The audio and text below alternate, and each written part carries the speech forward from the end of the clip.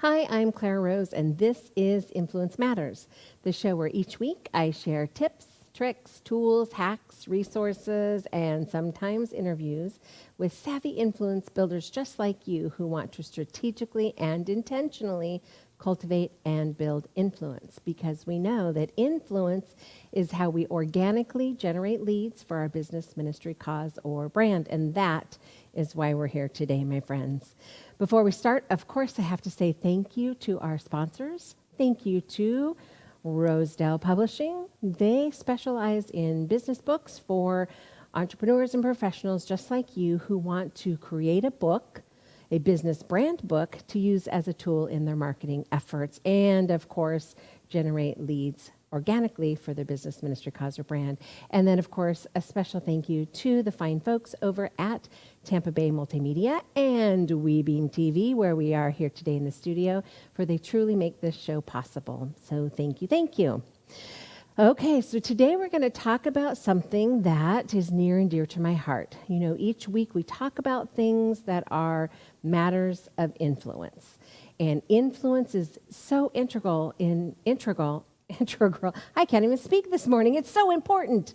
It's such an important part of your business when you're trying to generate leads organically. Now, we can pay for advertising, and of course, we love word of mouth that happens when we take good care of our customers, but there's nothing like influence for generating those leads organically. And leads, that leads to revenue, and that creates a sustainable business, doesn't it? So we're going to talk today about the one thing that most quickly, most easily will grow your influence, build your influence, and that is writing. So today we're going to talk about writing to build influence. So I have 3 easy, simple steps for you when you're thinking about writing to build influence in your business. And those are looking at your writing preferences, looking at your message clarity, and then formatting and structure. So these are the things that are going to make a difference when you're writing for influence. So you might say, but Clara, why do I need to worry so much about my message and my formatting and all those things? So just really quickly, my little soapbox that I get on is that it matters when people see something in writing from your business, ministry, cause, or brand. It matters that it's correct. It matters that there's good structure. It matters that it's formatted. It matters that your message is clear, and it matters when you're writing in different formats that you know what you're doing. So let's jump into ways that you can work on your writing preferences. Let's look at those first. What are your writing preferences? Now, what I mean by that is, where do you want to put your message in writing for the world? That might be copy, it might be blog posts, it could be magazine articles, and all of those are great options. Of course, your book, which we're going to touch on a little bit more in a few minutes. Ask yourself if you prefer handwriting or typing your words. Do you prefer a long format, or do you prefer a short format? So when you ask yourself, first of all, how do I prefer to write? This is the capture piece of your message. Some people really love the sitting down with paper and pencil, paper and pen, whatever you like. They think better that way. And if I want to sit by the pool in the morning, that's me. I'm going to have a tablet and my coffee, right? Sitting out by the pool, enjoying the fresh morning air and jotting down my notes. So that might be where I build out the bullet points that become my message. That might be where I work on edits, different ways that I pull information together. Of course, at some point you do have to hit the typewriter or the keyboard, I guess is the truth. Typewriters are gone, aren't they? But the keyboard, you're going to have to hit that at some point and create digital out of it. Because no matter where you submit your work, it needs to be in digital format. There's actually statistics, which I'm not a huge statistic person, surprisingly, since I love strategy and strategic things. Statistics kind of bore me, but there are statistics that show there is a connection between memory and writing it out by hand. I'm not sure what that is, but it's true. So you want to really remember something, write it out by hand, and it'll stick better in your brain, I promise. Okay. Let's look at the different forms that you could use for your writing. As you're deciding, how am I going to get my message out to the world? You might use long form, short form, or just plain old copywriting. So what is long form? Long form is usually over 2,000 words, and it's intended to inform or educate. Now, of course, a book falls in this category. Articles and magazines might fall in this category. Anything longer form. Even some online publications will want a 2,000 word count. Short form is usually around 1,000 words, and it's best for engagement and connecting. Now, most of the magazine articles that I've done over the years have been considered short form or between short and long form. 1,000 to 1,500 words is a really common requirement from magazines, whether it's an online magazine or if it's a printed press magazine. And then, of course, copywriting. These are usually things that are 500 words or less, and they're used for marketing or media. So like your blog posts for social media, those might be 500 words to 1,000 words. Just remember that people have short attention spans when you're talking about marketing and media messaging. If you get really long-winded in a blog post, unless you're really careful about your structure and your formatting, you will lose people quickly. And we're going to talk about formatting in a couple minutes because it really does make a difference. Now, if you're talking social media posts, this is still a form of copywriting. I can't tell you how many times I see people's social media where their post, even though they have a lovely graphic in the background, sometimes they don't even bother to do graphics, which just aren't as effective. But either way, their grammar is poor or they're not capitalizing things. Just let me say this to the world. The I, standing alone, is always capital. Always. If you get a text from me, I'm going to capitalize the I because that is the way that it's done, my friend. Just be aware of those things. If you are of a younger generation or those kinds of things don't matter to you, consider this. Who is your audience? Does it matter to them? Because if you write something for me or I'm going to consume it in some way, it matters to me because those kinds of things matter to me. Other professionals, it's going to matter to them as well. So you have to think about for your brand, is it going to make a difference? I'm willing to bet that it does. So just something for you to tuck away in your brain, something important to remember. Let's talk about the nuts and bolts of writing. Anyone can write if you have a good copy editor.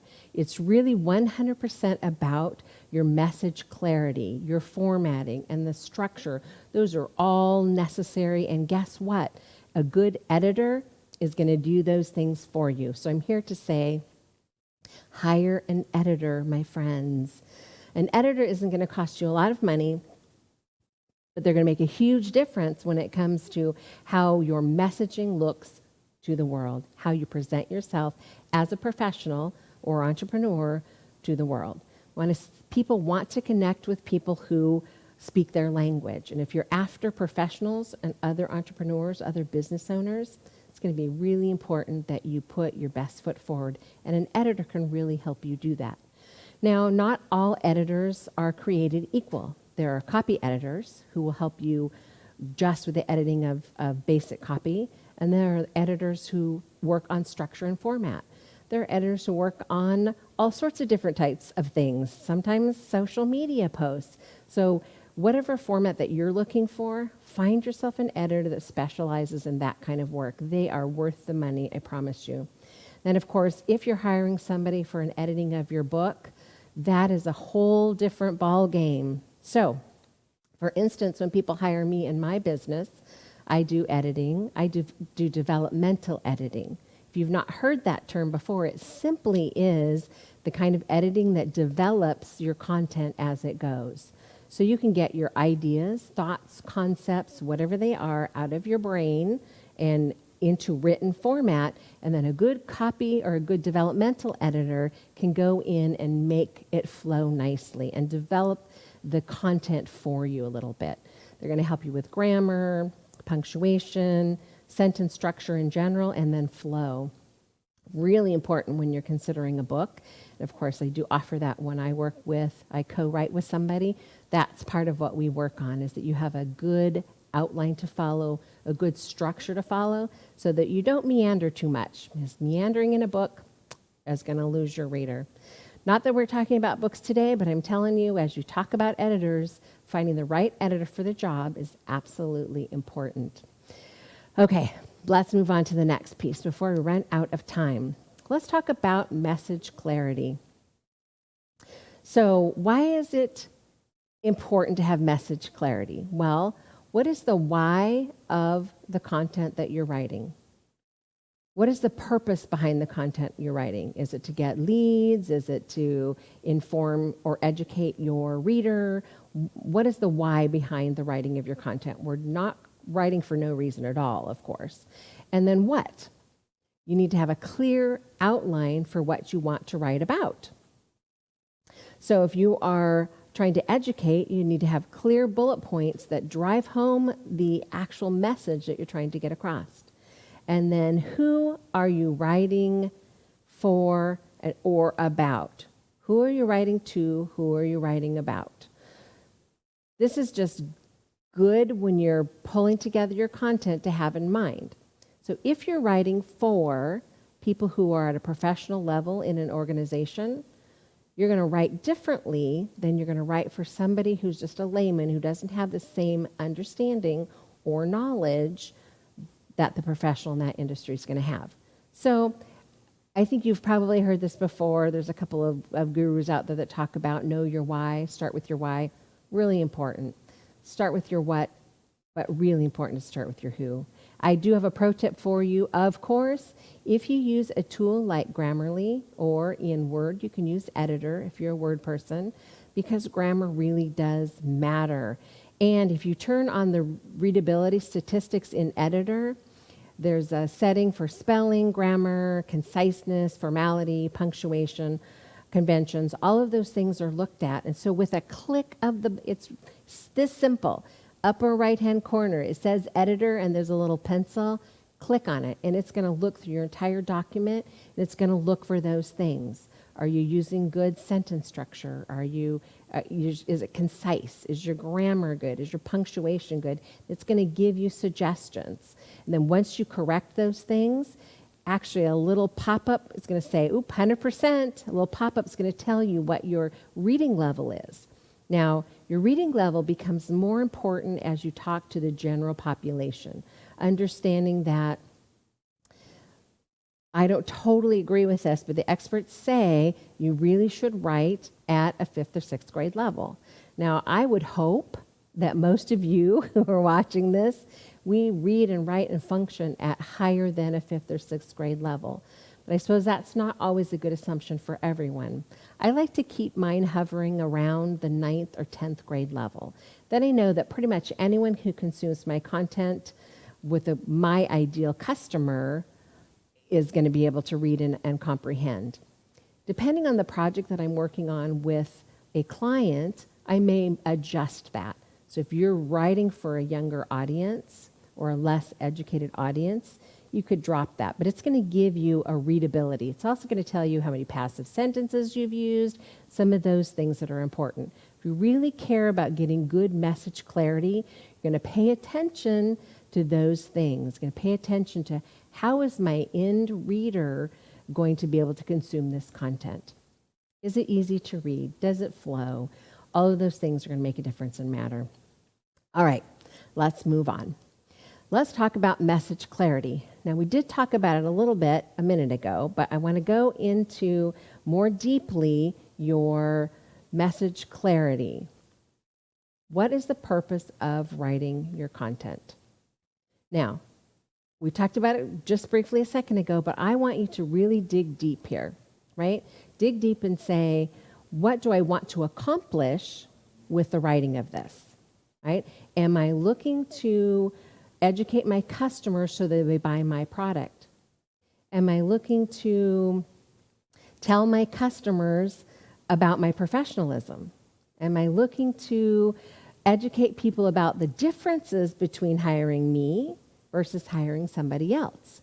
I use this often in my own writing because in the industry that I'm in, there are a lot of people who will book coach you or help you write your book. There's a ton of people out there. Some of them have never even written their own book, which I always find interesting. How can you possibly do something for someone else that you've never done for yourself?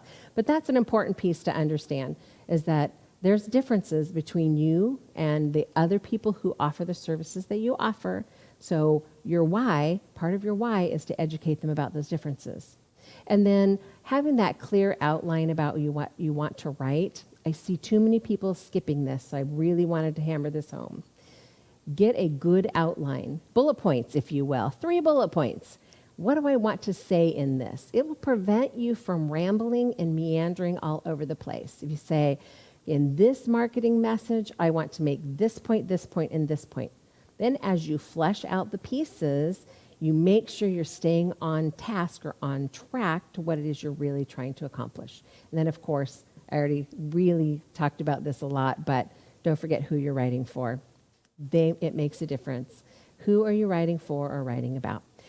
Okay, enough of that. Let's move on to formatting and structure, which is super important. Here we're talking about paragraph length, short or long, reading ease and level, which we talked a little bit about with the editor, your syntax, which is just the structure of your sentences, sentence length, and justification. Here's a pro tip for you. Many people will not know why something looks off or feels unprofessional, but they are going to notice that something's not right.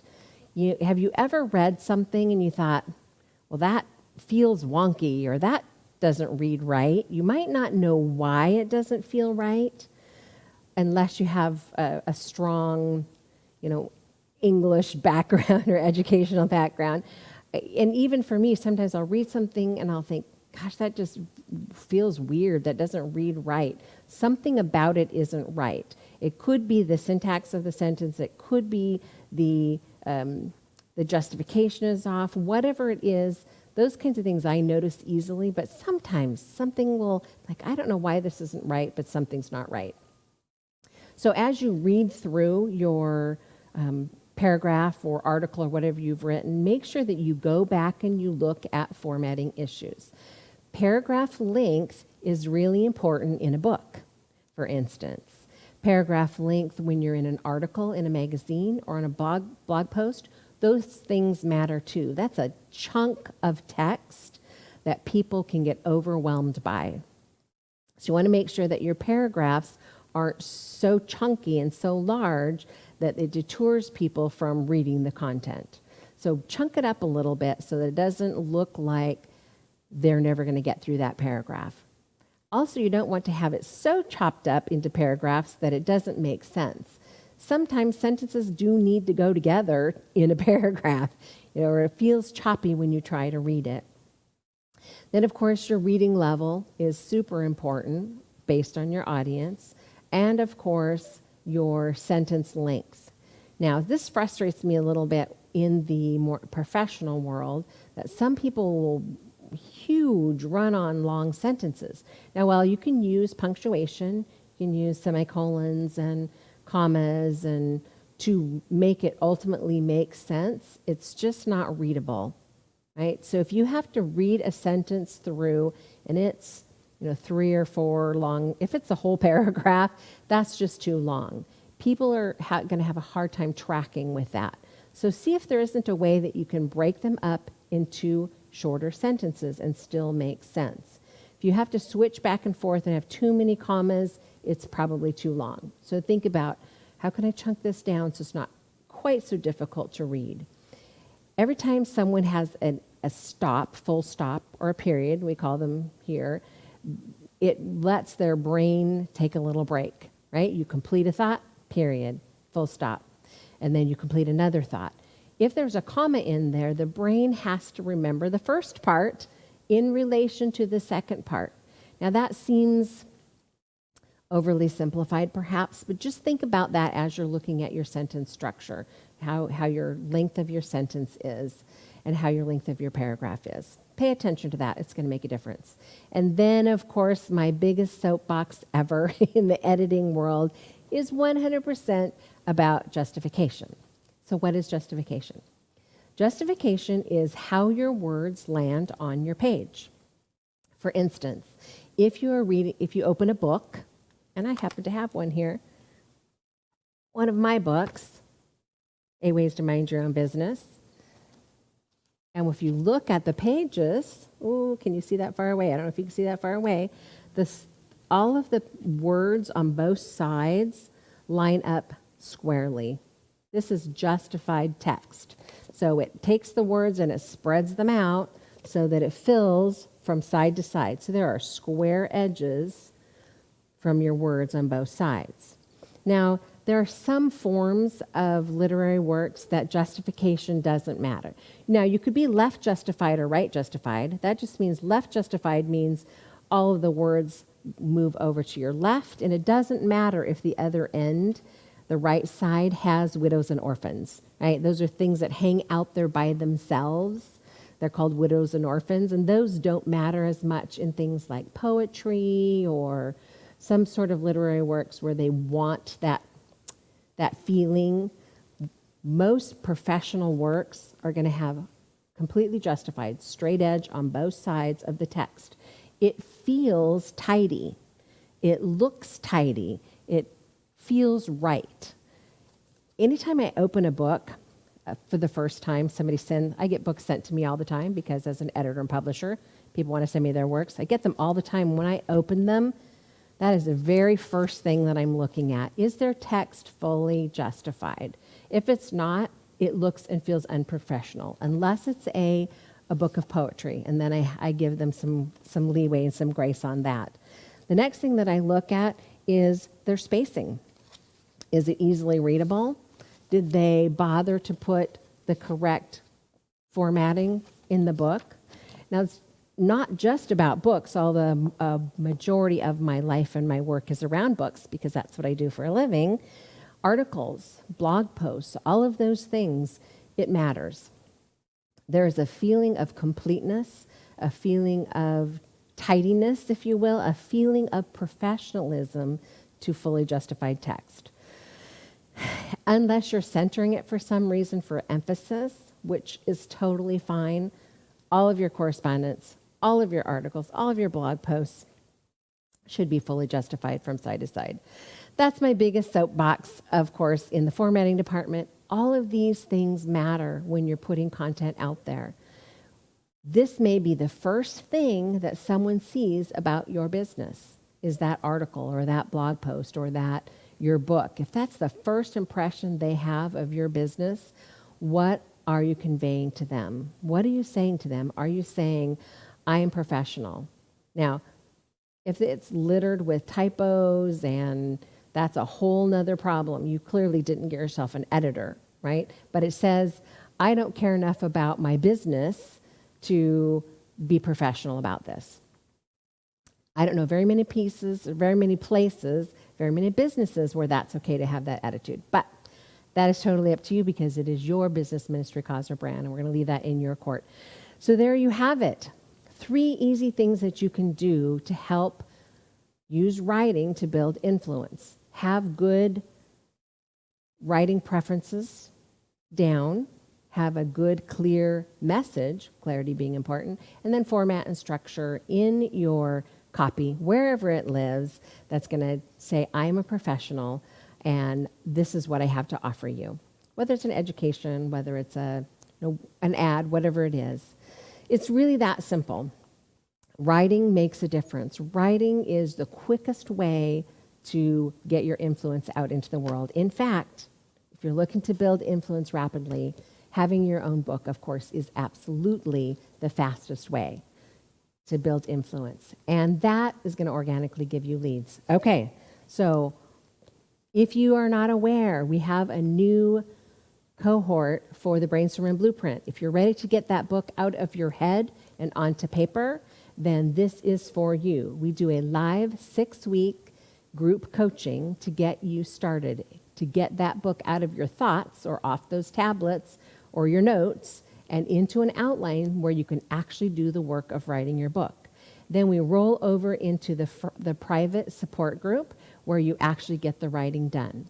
This is where you have peers who have also been through the Brainstorm and Blueprint process where they're writing their book. So you can swap chapters with each other for encouragement or peer editing. It's also where I pop in weekly to say, here's a new tip, trick, or tool for you. And it's where we connect with each other about upcoming book launches, which is where probably the most fun that people have is. The other stuff is work that still needs to be done, but helping each other out with the launches is really exciting. I encourage you, if you're thinking, it is time, Clara, to get this book out of my head and onto paper, this is the place to start. Brainstorm and Blueprint is what's going to make your book readable and enjoyable for your consumer, for the reader. Keeps you from wandering all over the place, and bonus, it's going to keep you from having writer's block. Writer's block really is just about getting stuck in a spot when you don't know where to go next. The beauty of a blueprint is you always know where to go next. You just follow the outline and do the work, and join us in the private group where we can help encourage you and then help you with your book launch when it's time. Okay, I am out of time, but thank you for once again showing up and spending this time with me. I hope that you will write to build your influence. We'll see you next week.